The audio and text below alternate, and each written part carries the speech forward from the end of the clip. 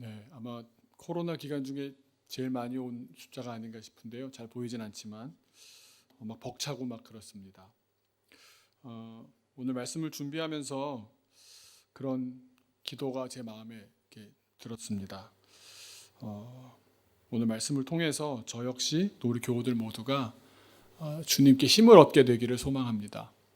주님 주시는 힘으로 우리가 산다는 사실을 깨닫고 실제로 그 힘을 느끼고 세상에 나아가기 전에 충전해서 나가게 되는 시간이 되기를 소망합니다. 우리 먼저 구약의 말씀을 한 절씩 읽도록 하겠습니다. 제가 한 절, 여러분 한 절 읽으신 후에 한 목소리로 마지막 절도 읽겠습니다.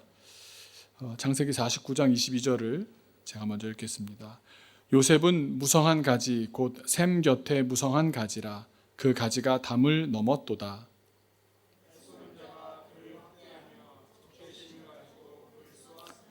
요셉의 활은 도리어 굳세며 그의 팔은 힘이 있으니 이는 야곱의 전능자 이스라엘의 반석인 목자의 손을 힘입음이라.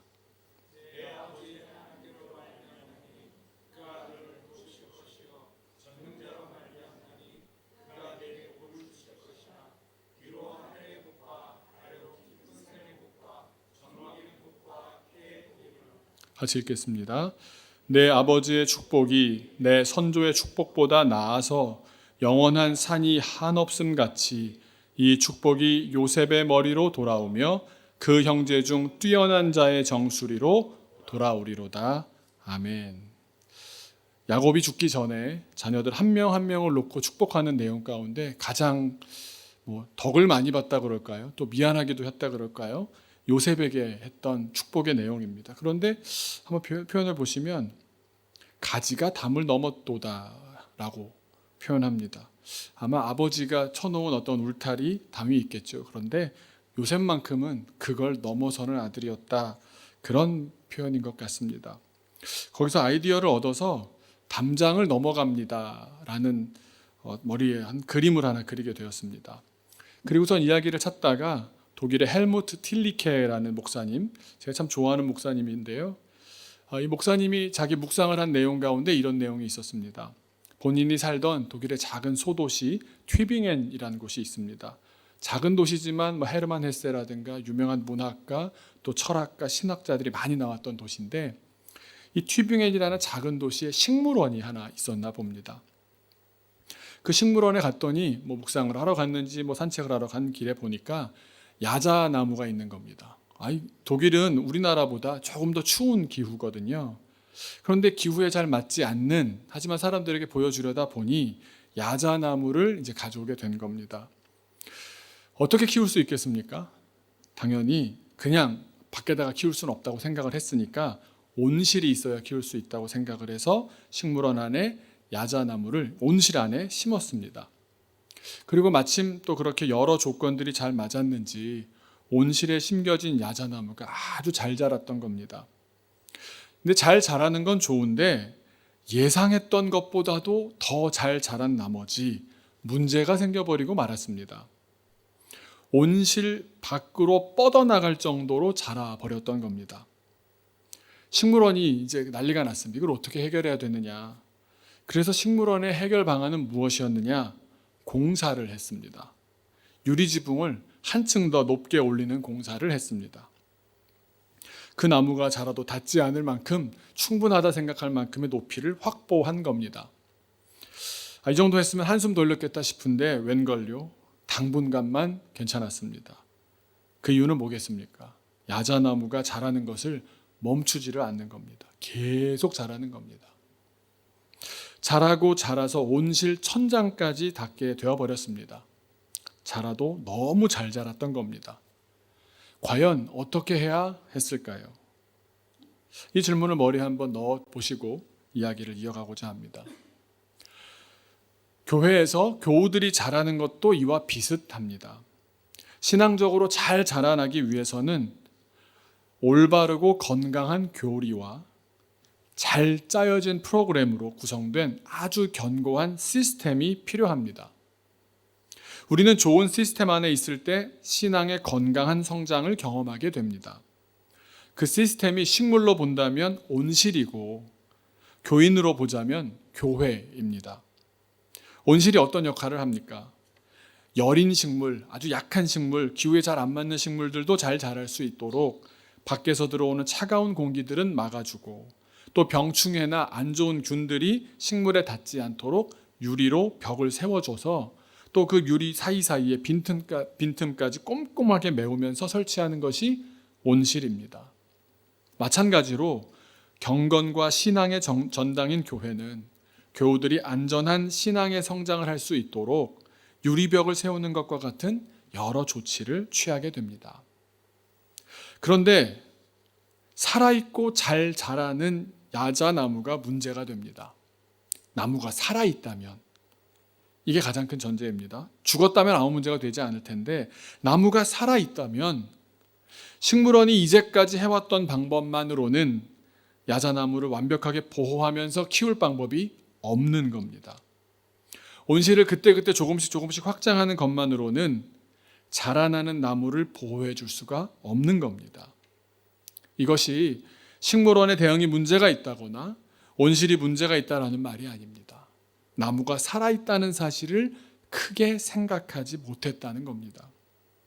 살아있기에 성장을 멈추지 않았을 뿐입니다. 존재의 본질이 성장하는 겁니다. 살아있는 나무는 제한되지도 않고 가두어질 수도 없습니다. 마찬가지로 살아있는 신앙은 절대로 제자리 걸음하게 되지를 않습니다. 그러니 제한할 방법도 없습니다. 자라나고 성장할 수밖에 없습니다. 생명의 힘이 그 안에 있기 때문입니다. 그 힘이 바로 우리 그리스도인들의 힘입니다. 그런데 우리가 이렇게 살아있고 신앙적으로 막 성장하는 모습들을 옆에서 보다 보면 어떤 생각이 듭니까? 잘 자라는 건 좋은데 감당을 못할 정도의 힘이 느껴지는 겁니다. 일정한 시간, 일정한 상황들을 거쳐가는 가운데 잘 자라다 보면 한계점에 도달하게 됩니다. 그러면 둘 중 하나를 선택해야 되는 갈림길에 서게 됩니다. 무엇과 무엇의 갈림길이겠습니까? 온실의 나무가 하늘 높은 줄 모르고 쭉쭉 치솟다시피 자라날 때 어떤 길이 있겠습니까? 나무를 잘라버리든지 온실을 부숴버리든지 둘 중에 선택해야 됩니다. 그렇지 않는다면, 그냥 놔둔다면 온실이 무너지거나 나무가 상하게 될 것입니다. 우리가 하나님 나라의 뿌리를 잘 내리고 올바른 신앙으로 살아간다면 자라나게 됩니다.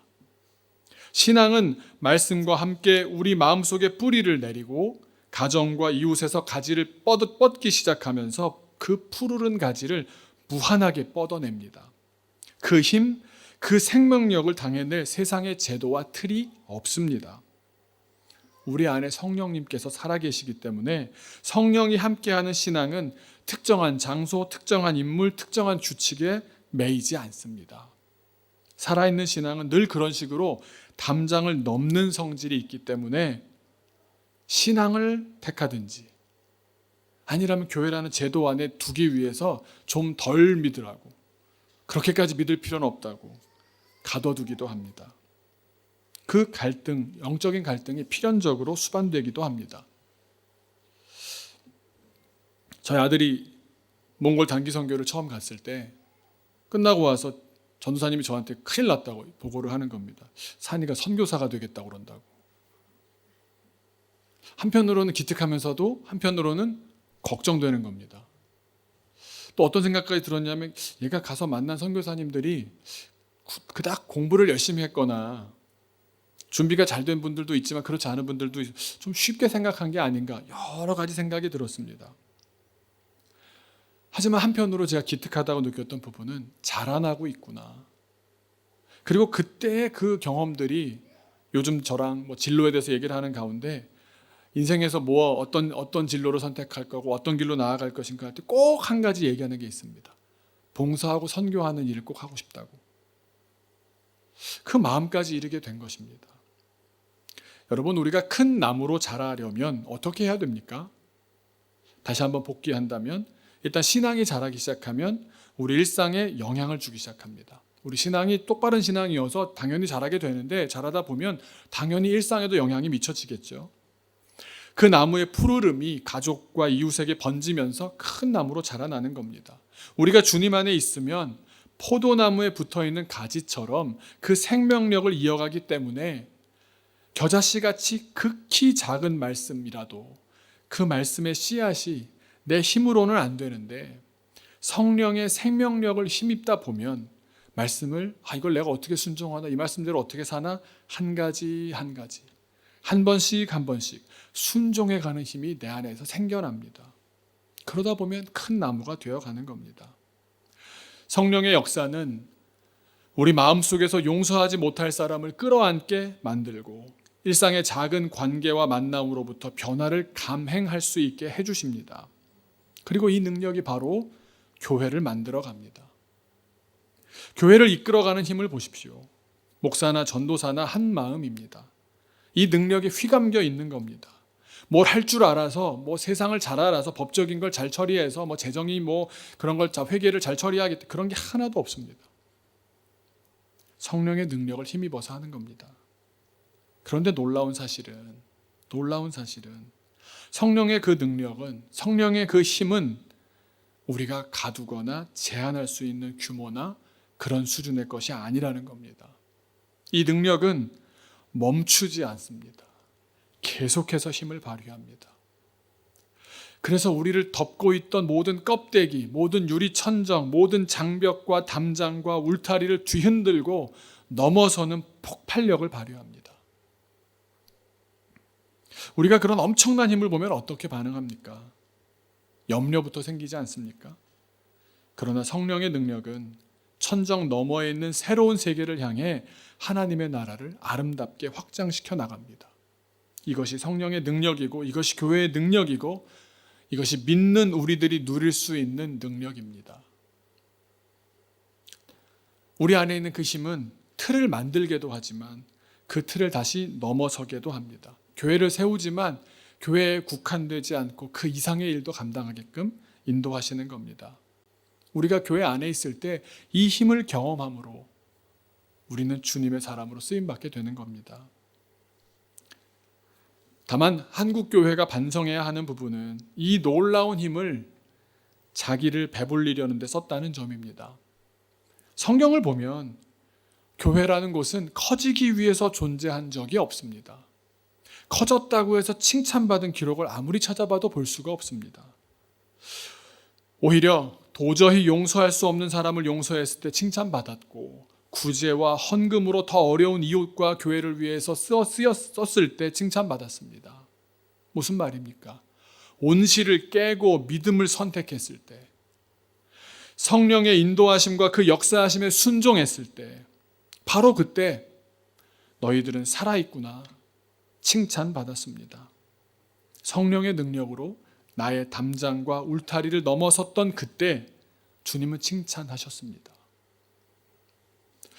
오늘 예수님의 비유는, 신약 말씀에 나오는 예수님의 비유는 겨자씨를 통해서 주시는 말씀입니다. 우리 오늘 마태복음 본문 말씀 31절과 32절, 마태복음 13장을 한번 같이 읽겠습니다. 시작. 또 비유를 들어 이르시되 천국은 마치 사람이 자기 밭에 갖다 심은 겨자씨 한 알 같으니 이는 모든 씨보다 작은 것이로되 자란 후에는 풀보다 커서 나무가 되매 공중의 새들이 와서 그 가지에 깃들이느니라. 가장 작은 겨자씨가 가장 큰 나무가 되었다. 우리가 보면 어떤 기분이 듭니까? 물적 성장, 양적 팽창에서 감동이 오십니까? 그런데 그런 의미가 아닙니다. 겉으로 보기에 작다거나 크다거나 보잘것없다거나 대단하다거나 하는 이 모든 평가는 의미가 없다라는 말씀입니다. 제가 초등학생들한테 이 내용 갖고 설교했을 때 한번 이스라엘에서 구해봤습니다. 겨자씨가 어떻게 생겼나 하고 봤더니 아주 동그란 모습이더라고요.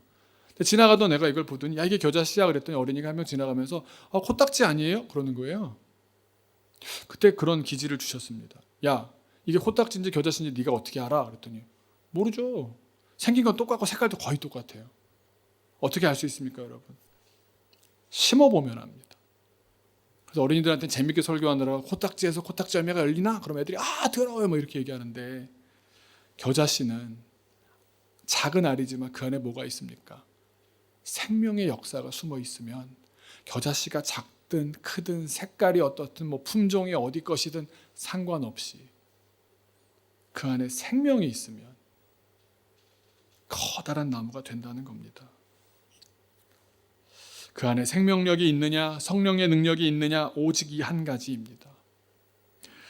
그 능력이 있으면 어떻게 됩니까? 32절 하반절에 자란 후에는 풀보다 커서 나무가 되매 공중의 새들이 와서 그 가지에 깃들이느니라. 생명력이 있으면 자연히 자라나기 때문에 언젠가 드러날 수밖에 없고 제한할 수가 없게 됩니다. 그러니 그 가지는 뻗어 나갈 것이고 유리천정이 있다고 해도 뚫고 나갈 것입니다. 예수님 믿고 사는 삶이 이런 겁니다.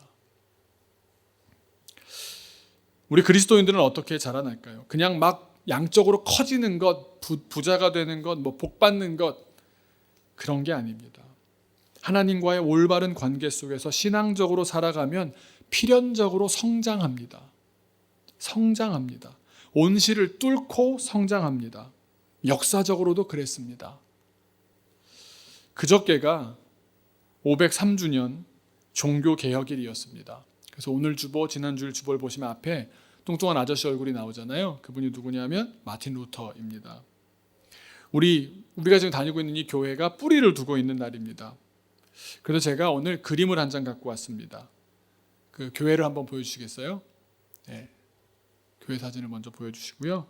독일 비텐베르크에 가면 뭐 여러분 잘 아시는 95개조 반박문을 이렇게 했던 교회가 있고 그 시내에 그 중간에 스퀘어 중간 동네 사람들이 모여서 뭐 모임을 할 수 있는 공간이 있고 그 반대편에 그러니까 이쪽에 교회 하나 이쪽에 교회 하나가 있는데 그 95개조 반박문을 붙였던 귀족들이 다녔던 교회가 있고 시민들이 많이 다녔던 교회가 반대쪽에 있습니다. 슈타트케르샤라 그래서 시립교회라고 뭐 직역하자면 그렇게 되는데 마틴 루터 목사님이 가장 많이 설교하셨던 교회가 그 교회입니다. 그리고 수많은 기독교 역사의 최초를 기록한 곳입니다. 최초의 목사님, 최초의 목사관, 최초의 뭐 목회자에 대한 무슨 뭐 사례비가 뭐 얘기되고 이런 모든 최초에 대한 기록들이 그 교회로부터 비롯되는데 그 교회가 여러 가지로 유명하지만 특별히 한 가지가 더 유명한 것은 저 그림 때문입니다. 그러니까 지금 우리로 보자면 이 자리에 이 앞에 강단, 재단에 그림이 있는 저런 재단화가 있습니다. 재단 그림이 있는데 보시면 왼쪽, 중간, 오른쪽에 있고 밑에까지 네 편의 그림이 아주 유명한 그림입니다. 500년 정도 된 그림입니다. 근데 가장 한복판에 있는 그림을 한번 설명을 드려보고자 합니다. 한번 그림을 좀 확대해서 보여주시겠어요? 네.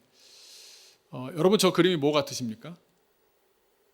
제목을 맞추신 분에게는 제가 커피를 쏘겠습니다. 오늘 커피 먹기 힘든 날인 거 아시죠? 기계가 고장나서 고구마 라떼만 드실 수 있는 날인데 뭘까요? 최후의 만찬입니다. 우리가 알고 있는 다빈치의 최후의 만찬은 옆으로 길게 앉아서 먹고 있지만 원탁에 앉아서 먹고 있는 최후의 만찬입니다. 종교개혁 정신을 잘 살려준 그림인데요. 이 그림을 보게 되면 우리가 지금 제가 말씀드렸던 성령의 역사하심 또 그렇게 담장 너머로 가지가 뻗어가는 것을 확인할 수 있습니다. 첫 번째 보시면 말씀드린 대로 다빈치의 최후의 만찬하고 어떤 차이가 있다고요? 옆으로 쫙 앉아있을 때는 뭐가 이것과 동그랗게 앉아있는 저 원탁에 앉은 것에는 어떤 차이가 있겠습니까? 옆으로 앉아있을 때는 그 자리에 위계가 있습니다. 누가 더 높은 사람이고 누가 더 낮은 사람인지, 가운데 누가 앉았고 가까이 누가 앉았는지 이것들이 순위를 결정하는 겁니다. 그런데 원탁의 기사 뭐 이런 말 나오죠. 어떤 뜻입니까? 옛날에 3.1운동 때도 보면은 33인의 민족 대표들이 대표 서인할 때 어떻게 했습니까? 어디가 먼저인지를 모르게 동그랗게 썼지 않습니까? 그게 어떤 의미입니까? 하나의 동등한 공동체다라는 거죠. 누가 위고 누가 아래고 그런 계층이 없는 그런 관계다라는 겁니다. 그리고 두 번째는 다빈치의 최후의 만찬은 실내에만 그려져 있지요. 실내의 모습, 장면만 나와 있는데 여러분 그림을 자세히 보시면 앞에 그림 다시 한번 보여주시겠어요? 지금 그림을 좀 보여드리려고 했는데 저 창 너머로 보이는 곳이 같이 그려져 있습니다. 다시 좀 줌인된 걸 보여주시겠어요? 네, 저 어떤 테라스 같이 되어 있고 건너편에 저 성이 보이고 사람들이 사는 공간, 마을이 보입니다. 다빈치의 최후의 만찬은 이 사람들이 나오고 주로 다빈치가 그렸던데 뭐 하나님과 인간이 만나고 뭐 굉장히 성스러운 소재들이 많이 그려져 있습니다만 종교개혁 정신이 있는 종교개혁 정신에 의거해서 그려진 최후의 만찬엔 사람들의 일상적인 풍경이 그려져 있습니다. 그리고 그것이 우리와 뗄 수 없다라는 것을 보여주는 겁니다. 저 담장을 향해 담장 너머의 세계와 연결되어 있는 겁니다. 저 너머를 향해서 가야겠다라고 하는 의지가 보여지지 않습니까? 거기에 또 저 앉아있는 사람들이 누군지를 찾아보면 참 재미있습니다. 예수님이 어디 계시겠습니까? 네, 그렇죠. 숫자로 표현했거든요. 네, 첫 번째, 네. 예수님이 제일 왼쪽, 왼쪽인가요? 오른쪽이신가요? 왼쪽이죠? 네. 왼쪽에 계시죠. 네. 예수님 찾기는 어렵지 않습니다. 그래도 좀 이렇게 전면으로 전신이 다 나올 수 있는 앵글을 만들었던 거죠. 그리고 그러면 그 옆에 끌어안고 안겨있는 사람은 누구겠습니까? 여러분 유럽 여행 다니시다 보면 늘 안겨있는 사람으로 나오는 사람은 한 사람입니다. 안겨있기 좋아했던 약간 여성적인 성격이 좀 있는 사람. 네? 누구죠? 네, 요한입니다. 요한은 늘 이렇게 뭐 약간 좀 따뜻하고 이렇게 뭐 친근하고 이런 느낌입니다. 그 옆에 있는 사람이 누굴까요? 3번 아저씨. 그 성화를 보면 주로 머리가 없으신 분은 바울이거든요. 근데 제자가 아니니까 저분은 누구냐면 베드로입니다. 베드로. 근데 이렇게 막 자기 주장을 하는 것 같은 이런 모습으로 나오죠. 네. 베드로가 있고요. 뭐 예수님의 제자들이 나왔나 보다 싶은데 또 결정적으로 최후의 만찬에 꼭 나와야 되는 인물이 있죠. 누구겠습니까? 네, 가룟 유다는 어디 있을까요? 네, 보여주겠습니다. 4번에 있습니다. 그래서 지금 가까이서 잘 보이실지 모르겠는데 여기 왼쪽 허벅지 옆에 허연 이게 돈주머니입니다. 그리고 정말 이거는 정확하진 않습니다만 제가 들은 바로 말씀드리면 예수님의 손가락을 보시면 욕하는 손가락이신 게 보이십니까? 제가 들은 바로는 실제로 저 때도 저게 욕이었대요. 100%짜리 고증이 아닙니다. 제가 어떤 목사님이 그렇다고 들었어라고 하는 걸 다시 연결한다는 걸 말씀드리는데 성경에도 보면 이렇게 나와 손을 같이 담근 자가 그라 이렇게 하는 말씀이 있잖아요. 근데 그걸 약간 좀 희화화했는지 손가락으로 그 가운데 손가락으로 예수님이 너야 임마 뭐 이런 느낌 보여지시죠? 여기까지는 예수님의 제자들이 나오는 거 뭐 부담 없죠. 무리 없죠. 뭐 성화 같은 거죠. 성화의 성경에 있는 이야기를 가지고 그 특성을 잘 살려서 뭐 따뜻하게 예수님께 안겨 있다거나 다른 거를 뭐 꿍꿍이를 좀 생각하고 있다거나 뭐 예수님 앞에서 자기 주장을 한다거나 이런 모습이 나오는데 종교 개혁화에는 특징이 하나 있습니다. 뭐냐 하면 성경에 없는 인물이 같이 나옵니다. 이 동네 사는 사람들이 이제 등장하기 시작합니다. 다음 걸 보여주시겠어요? 이 사람이 누군지 아십니까? 얼굴만 봐서는 뭐 누군지 뭐 모르죠. 한스 루프트라는 사람인데요. 그 당시에 함께 살았던 출판사 사장님입니다. 이해가 얼핏 안 되지 않습니까? 이 사람은 어떤 분이었냐면 마틴 루터가 신약과 구약 성경이 다 번역이 된 다음에 그러니까 신구약에 완역되어 있는 책을 처음으로 독일어판을 출판해서 팔았던 사람입니다. 근데 그 사람을 왜 예수님과 같이 앉아있는 자리에 앉혔겠습니까? 담장이 허물어진 겁니다. 우리끼리만 거룩한 자리가 아니라 당신도 들어오라고. 그래서 학자들은 어떻게까지 얘기하냐면 직업 소명설이라는 걸 마틴 루터가 얘기했죠. 그래서 뭐 목사님들만 뭐 거룩하고 훌륭하고 뭐 평민들은 그렇지 않습니다. 지금도 그런 의식이 조금 남아 있지만 전혀 그렇지 않다는 걸 보여주는 인물로서 앉혔다. 당신이 출판을 하는 것도 복음에 기여하는 일이고 하나님 나라를 위한 일이다. 너무 귀한 일이니 세상에서 자기가 하는 일을 통해 하나님께 영광을 돌리며 살자. 그 정신을 보여주기 위해서 또 얼굴까지 이렇게 잘 보이게 얼굴을 돌려서라도 보여줬다. 또 그 다음에 6번 아저씨 누굴까요? 누군 같습니까? 오늘 주보에 나오는 사람입니다. 근데 수염이 있냐 없냐가 좀 다르죠. 예, 저분이 바로 마틴 루터인데, 마틴 루터가 턱수염 있고 아주 깡마른 버전의 그림으로 나올 때가 숨어 있었을 때, 신약 성경을 번역하며 성에 숨어 있을 때를 표현했을 땐 이렇게 이름도 그때 바꿨습니다. 융커 웨르크라고 다른 이름을 갖고 있었는데 그때의 모습으로 그려두었습니다. 그리고 재미난 건, 이제 중요한 건 7번 아저씨입니다. 7번이 누구냐 하면요, 7번에 이 그림을 그린 사람이 루터와 당대에 함께 살았던 루카스 크라나흐라는 아주 유명한 화가입니다. 그 당시 최고의 화가였는데, 그러니까 옛날에 화가들은 혼자 그림 잘 그려서 화가 되는 게 아니고 함께 그리는 작업 군단이 있었습니다. 요즘 영화사가 있는 것처럼 루카스 크라나흐 혼자 다 그리는 게 아니고요, 채색 네가 이렇게 지시받아서 하는 사람이 있고 구도 그리는 사람이 있고 아이디어를 내는 걸 본인이 기획하는 겁니다. 근데 루카스 크라나흐의 아들입니다. 아빠가 그렸는데 아들을 그려 넣었습니다. 근데 자세히 보시면 저 사람은 그러면 뭐 사제도 아니고, 그러니까 목사 뭐 신부도 아니고, 뭐 교회 안에 그런 중요한 역할을 했던 사람도 아니고 청년이거든요. 근데 왜 저게 등장시켰을까? 마틴 루터가 하고 있는 자세를 잘 보시면, 숫자로 좀 가려졌는데 잔을 이렇게 주고 있지 않습니까? 종교개혁 이전에는 축성한다 그러죠. 저기에서는 축성한다 그러는 게 무슨 말이냐면 축복하고 감사한다, 거룩하게 구별한다. 그래서 이 축성된 포도주는 다른 사람하고 나누지 못하고 사제들만 마시게 되어 있었습니다. 여기 앉아 있는 사람들끼리만 먹는 겁니다. 그런데 그걸 이 안에 들어와 있지 않은 사람을 불러서 나누는 겁니다. 어떤 의미인지 이제 오십니까? 만인 사제설을 보여주는 대목이기도 한데, 이제는 교회가 그 전과 다르게 담장 너머로 나가는 겁니다. 세상을 향하여 나가는 겁니다. 본질을 찾은 사람, 하나님과의 깊은 교제 속에 살아간 사람은 하늘을 향하여 자라나게 됩니다. 그리고는 담장도 넘어가게 됩니다. 그것이 자연스러운 현상입니다. 이 그림에서 무엇을 발견하셨습니까? 담장 너머로 뻗어가는 가지가 느껴지지 않으십니까?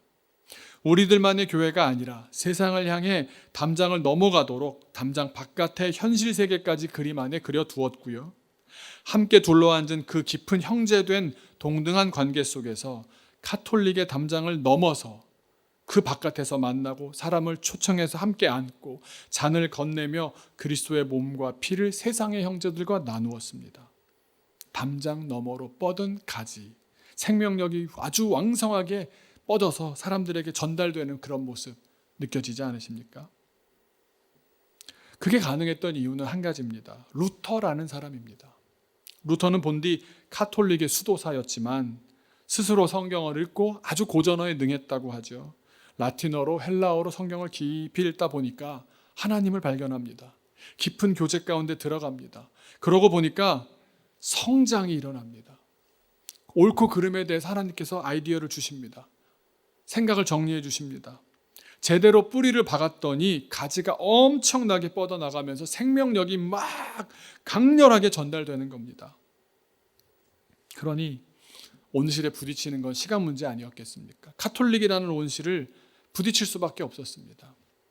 많은 사람들은 저 나무를 잘라야 된다고, 그럴 때 하나님께서 은혜를 주셔서 자기 힘으로 어쩔 수 없었지만 좋은 사람들을 만나게 하시고 역사를 주님께서 주관하셔서 온실을 깨셨습니다. 강력한 성령의 역사가 아니고 무엇이겠습니까? 생명의 역사를 계속해 나가시는 하나님의 성령의 역사인 줄로 믿습니다. 지금 전 세계에 수없이 많은 교회들이 세워지고 수많은 사람들에게 복음이 올바르게 전해지며 구원이 임하는 역사, 성령의 역사가, 강력한 역사가 그 한 사람이 주님 앞에 바로 섰을 때 그 사람을 통해서 이루어진 겁니다. 주님 안에서 자라나다 보면 온실을 깨고 나가면서까지 주님의 자녀로 살게 되고 주님의 사역을 감당하게 되는 겁니다. 우리가 자라나다 보면 넘어서야 될 때도 옵니다. 두려워하지 마십시오. 내가 내 욕심을 위해서, 내 발전을 위해서, 나의 성장과 나의 양적인 팽창을 위해서가 아니라 내 안에 임재하신 주님께서 정말 원하시는 일이 맞고 아무리 기도를 해보아도 옳은 일이라면 주님께서 책임져 주시는 줄로 믿습니다. 제가 지난 주일에 이런 예배가 있는지 몰랐다가 설교를 준비하다가 알았습니다. 지난 주일 11월 25일 전 대한민국의 수많은 교회에서 진행되었던 주일 예배 가운데 지난 주일 오후에 정말 가장 뜻깊은 예배가 열렸다는 사실을 뒤늦게 알았습니다. 전라남도 여수에 가면 애양원 교회라는 곳이 있습니다. 저도 여러 번 방문해 보았던 곳인데 그 애양원 교회에서 선교사님 한 분을 파송하는 예배가 열렸습니다. 선교사 파송 예배가 있을 수 있지 않나 그렇게 생각하시겠지만 파송을 받는 선교사님이 이렇게 고백하셨습니다. 뒤늦은 순종이지만 남은 인생 손양원 목사님과 애양원 가족들의 사랑에 부끄럽지 않도록 아름다운 열매를 맺을 수 있도록 살아가겠습니다. 파송을 받는 목사님의 성함은 안경선 목사님이십니다. 사랑의 원자탄으로 유명하신 손양원 목사님의 양손자입니다. 친손자가 아니라 양손자, 익숙한 단어가 아니잖아요. 양손자라는 말은 손양원 목사님의 혈육이 아니라 양자로 입양하셨던 아드님의 아들 되시는 분이란 말입니다. 그렇다면 손양원 목사님께서 양자로 입양하셨던 아들이 누구입니까? 지난 주일에 선교사로 파송되셨던 그 안경선 목사님의 아버지이신 그분이 누구십니까? 바로 안재선 씨입니다. 손양원 목사님의 친아들을 그것도 2명이나 사살했었던 살인자였습니다. 손양원 목사님은 하나님과의 깊은 관계 가운데 성령의 인도하심을 따라 순종하셨던, 그래서 생명력이 넘치는 목사님이셨습니다. 그 생명력으로 자기의 2 아들을 죽인 살인자를 양아들로 삼았습니다. 또 그 생명력으로 한센시병 환자들과 죽음이 갈라놓을 때까지 함께 살았고, 한센시병 환자들이 목사님은 살았다가 다시 오십시오, 저희를 설마 어떻게 하겠습니까? 라며 피난하실 수 있는 배편을 만들어 드렸는데도 마다하셨습니다. 파송 예배까지 다 하고서는 아니라고, 난 안 간다고, 가시라고. 결국 공산당의 손에 갈대밭에서 처형당한 뒤 싸늘한 시신이 되어 돌아오셨습니다. 5남매가 친자녀가 있으셨는데 첫째, 둘째 아들이 세상을 떠났고 남은 3명, 따님, 그 막내는 유복자셨습니다. 그러니까 목사님의 얼굴도 보지 못한 거죠. 그래서 권사님으로, 사모님으로, 또 막내 아드님은 또 목사님으로 교회를 섬겼습니다. 그리고 양아들이었던 안재선 씨가 얼마나 갈등 가운데 살았겠습니까? 똑같이 가족처럼 살기엔 사람들이 다 이 이야기를 알고 있는데, 그래서 아주 자주 만나지는 않았다고 들었습니다. 하지만 계속해서 얘기했고 사랑하는 가운데 제가 이번에 너무 놀라운 사실을 또 하나 알게 되었는데, 죽기 15일 전쯤에 만난 겁니다. 그 남은 3남매 가운데 마지이신 손동희 권사님을 만나서 그렇게 하셨답니다. 내가 곧 죽을 텐데 나는 천국을 갈 거다. 그 본인은 용서받았고 나는 정말 죽을 수밖에 없는 죄인이지만 나는 용서받았으니 천국은 가겠지만 너희 오빠 보지 않겠냐. 그래서 그러시더랍니다. 내가 가서 너의 2 오빠를 만날 텐데 꼭 무릎 꿇고 사죄하겠다.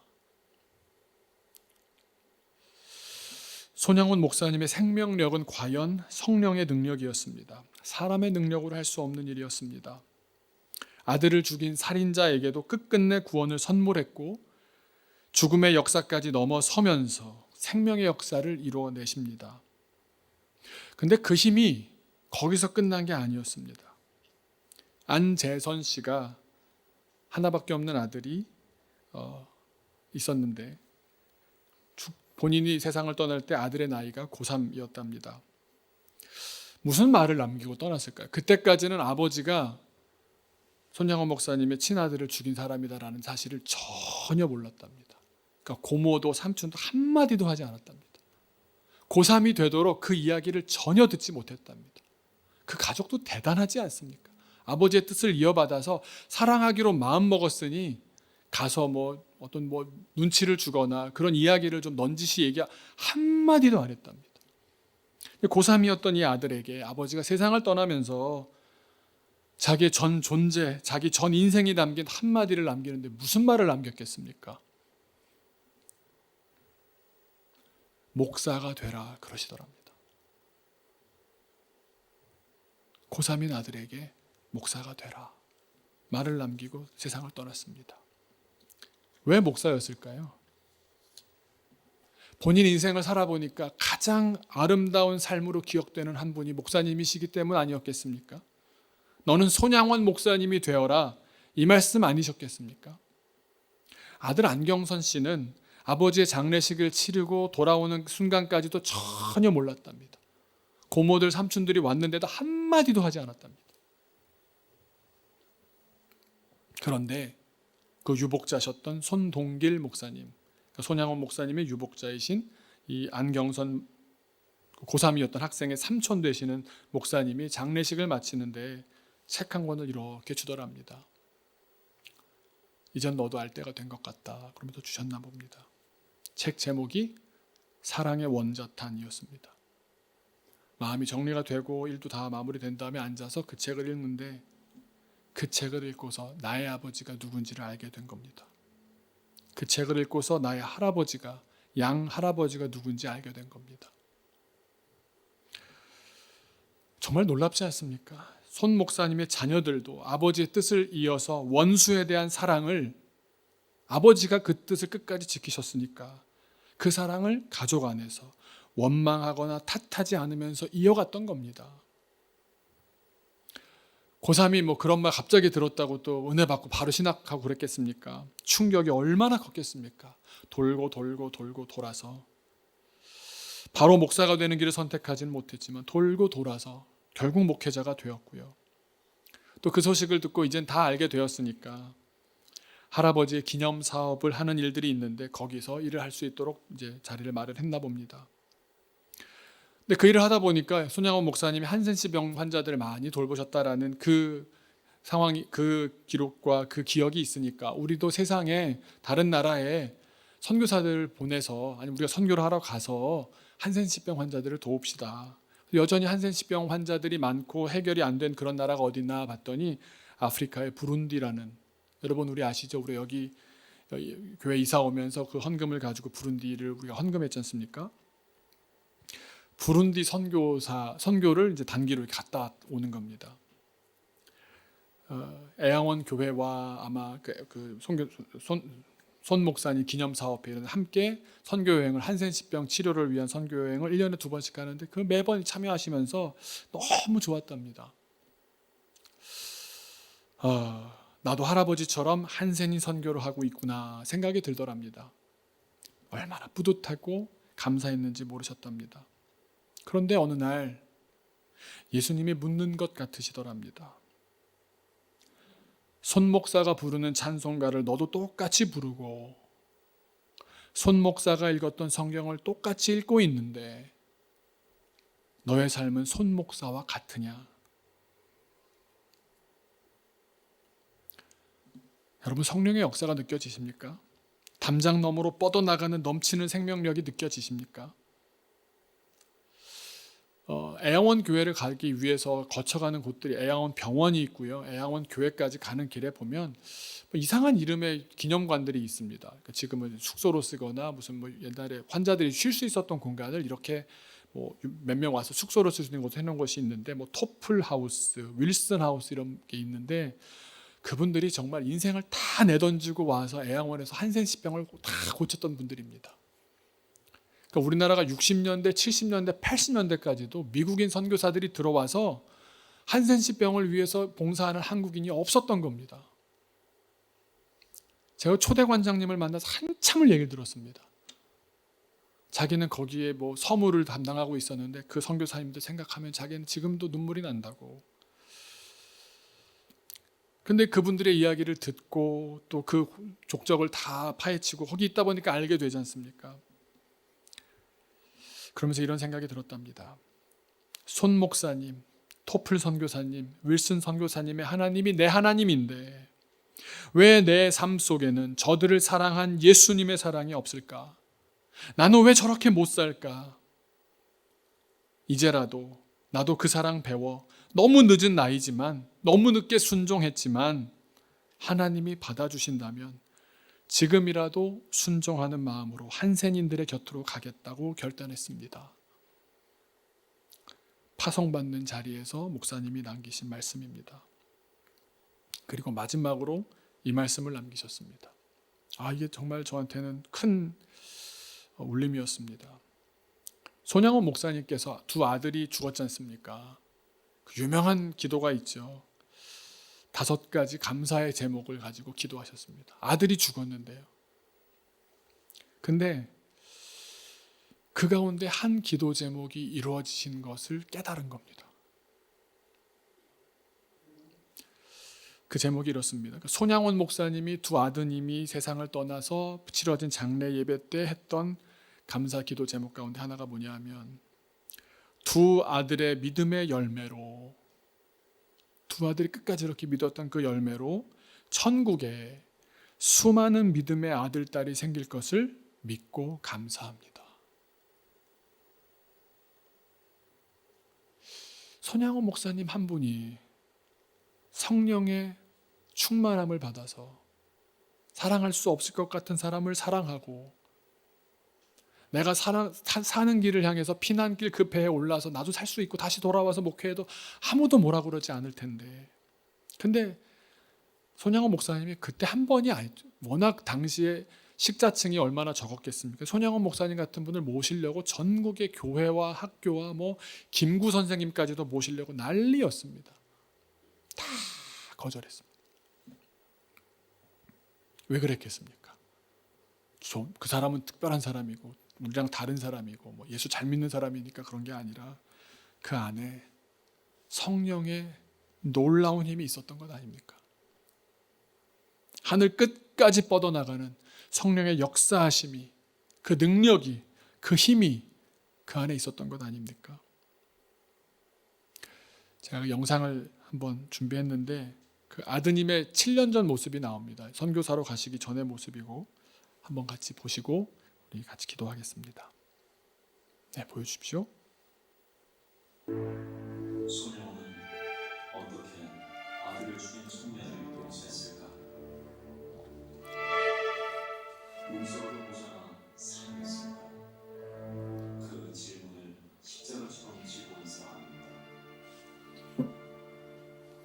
어느 날 책상에 앉았는데 책상 앞에 사람이 나타났대요.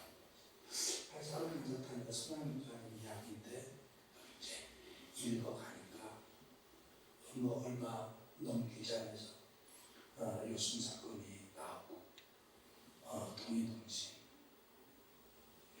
그분들이 이제 순교당하는 장면 속에 아버님의 형성자가 나오더라고요.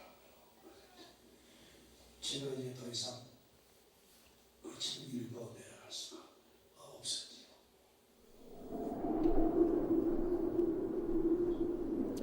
소녀를 보여준 용서와 사랑, 그것은 어쩌면 구원의 다른 의미였을까? 고모님들이 이제 그러시더라고요. 5명이 동의동시에 총을 쐈는데 그 누구의 총을 맞았는지 몰라. 다만 아버님이 그 현장에 있었다는 사실 때문에 아버님이 그런 일을 치르게 되었으니까 너무 가슴 아파하시다. 그렇게 제 무거운 짐을 덜어주려고 말씀했던 그 고모님들의 사랑이 너무 감사했던 거고,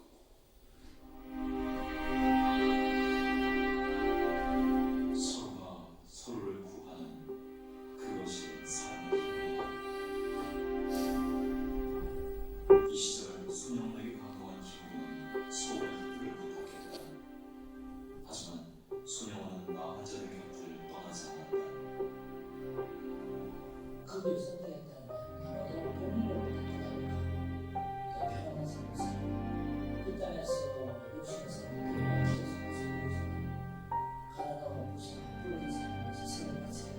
없어지는 것이기 때문에 저주 강력한 죽음을 주는 것입니다.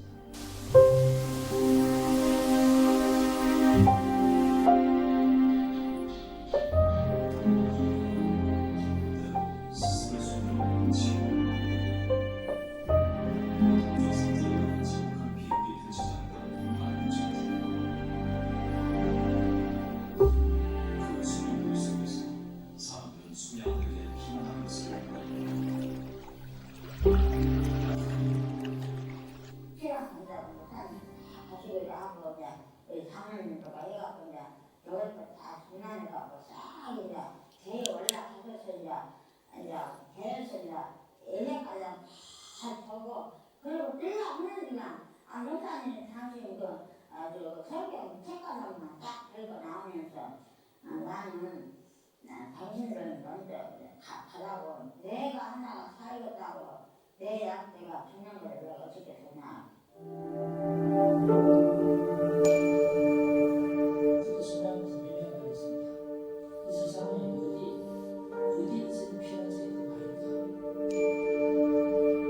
주님의 사랑의 문턱을 위해 피어난 수 없다. 그렇게 주님께서 피어난 것이었어요.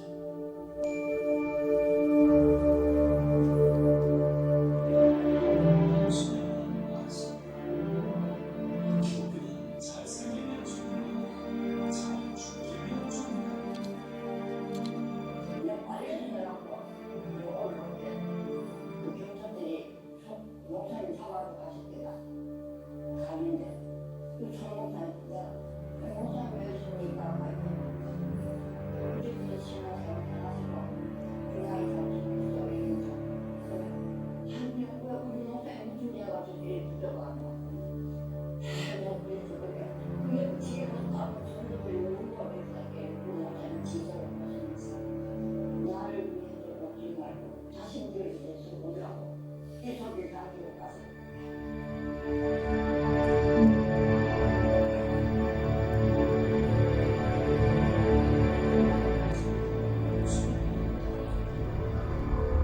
사랑하는 영혼과 가족들에게 지금도 있을 수가 없는데 하얀 시트에 덮여진 아버지의 시신 입은 그 손으로 꽉 틀어막혀져 있고 움직이지 않고 반드시 있는 그 시신은 눈을 뜨고 있었어요. 그 아버지의 마지막 장면은 나의 평생에 지울 수 없는 그런 상처로 가장 바닥에서 자리하고 있었지요. 서울을 찾아가면서 아버지의 소식을 들으면 가슴이 까맣게 가득했습니다. 아버지가 돌아가시다니. 한 달을 달려가는 예언에서 천년이 넘는 날 혼자를 아버지의 시신 앞에 통곡하고 있었습니다. 그 중에서도 더욱 슬피 통곡하는 이가 있었으니 그는 바로 내 두 엄마의 생명을 앗아갔으니 아버지가 아들로 사는 사람이었습니다. 마지막으로 제가 돌아가면서 무슨 기분이 하고 있습니다. 부모야, 그는 돌아가면 죽였구나. 내가 죽었으니까 너의 죽어밖에 늙고 사죄하겠다. 이 말을 남기고 저는 아직 그 시간을 주겠어. 세상을 저는 좋은 사람이 그것을 하고 있을 거예요. 피해가 되어서 그만큼 가해자의 모습을 계속 보던 많은 사람이 있을 것입니다.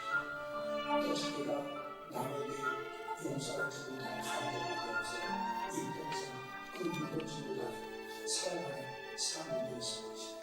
그런 사람들이 어디 와서 치유받아야 그것은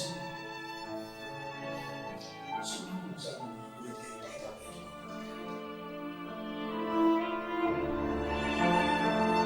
줍니다. 그의 삶이 반드시 사람들의 가슴 속에 죽음을 낳는 사람으로 살았다. 우리 다 같이 잠깐 기도하겠습니다. 오늘 말씀을 생각해 보시면서 우리가 무엇을 기도하고 있습니까? 성령께서 나를 주장하시고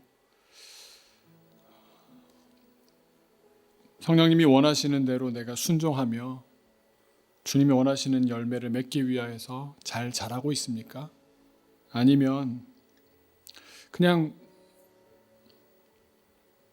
나 한 명 편안하게 살기 위해서 애쓰고 있습니까? 우리가 주님 안에 뿌리를 정확히 받고 주님과의 올바른 관계 가운데 있으면 우리는 성장할 수밖에 없습니다. 또 우리 자녀들에게도 무엇을 가르치시겠습니까? 너희가 주님께 뿌리를 받고 주님과 더불어 살 때 너희가 감당할 수 없는 놀라운 주님의 은혜가, 주님의 역사하심이, 성령의 역사가 너희를 지켜주실 것이고 너희를 인도해 주실 것이고 너희를 변화시켜 주실 것이야. 교회는 함께 있으면서 아직은 온실 같지만 온실 밖으로 나갈 준비를 하는 것 아니겠습니까? 여러분, 우리 같이 기도할 때 주님의 놀라운 그 힘을 힘입어서 우리 하나님을 향해 자라가게 하여 주옵소서. 우리의 자녀들이 그렇게 자라가게 하여 주옵소서. 하나님 앞에 멋진 열매 맺는 저희들이 되게 하여 주옵소서. 올바른 일을 위하여 수고하는 것을 우리가 게으르지 않게 하여 주옵소서. 하나님 기뻐하시는 일을 향해서 우리가 최선을 다하며 살게 하여 주옵소서. 같이 기도하겠습니다.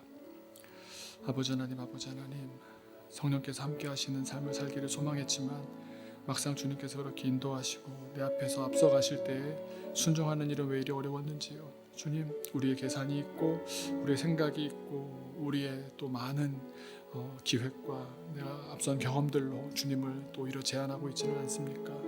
주님, 여전히 우리는 보이지 않는 온실을 지어놓고 그 안에 있으면서 평안하다 하고 있습니까? 아닙니다. 주님 안에 있는 사람에게 정말 세상 어딘들 불편한 곳이 있으며 세상 어딘들 못 갈 곳이 있겠습니까? 우리가 주님 안에 있음으로 가장 큰 평안을 누리게 하여 주옵시고 주님 안에 있음으로 주님께 뿌리를 박았기에 그 생명력이 내 몸에 절절히 넘쳐서 세상 그 다른 어떤 것으로도 채워질 수 없고 대체할 수 없는 가장 강력한 힘을 갖고 살아가는 우리들이 되게 하여 주옵소서.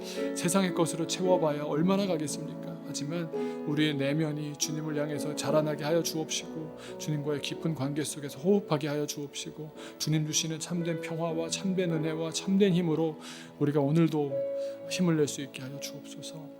주님의 은혜가 우리 삶 가운데 주님 주시는 힘으로 우리가 또 우리 삶 가운데 능력 있고 또 은혜 가운데 감사하며 낮은 곳으로 가는 것을 부끄러워하지도 창피해하지도 맘상해하지도 않는 우리들이 되게 하여 주옵소서. 주님께서 우리를 통해서 이루실 일을 기대합니다. 우리 한 가정 한 가정을 통해서 이루실 일을 기대합니다. 우리의 자녀들을 통해서 이루실 일을 기대합니다. 우리 자녀들이 주님의 말씀에 귀 기울이게 하여 주옵시고 주님께서 인도하시는 것을 또 들으며 순종하며 내어드릴 수 있는 믿음의 사람 되게 하여 주옵소서.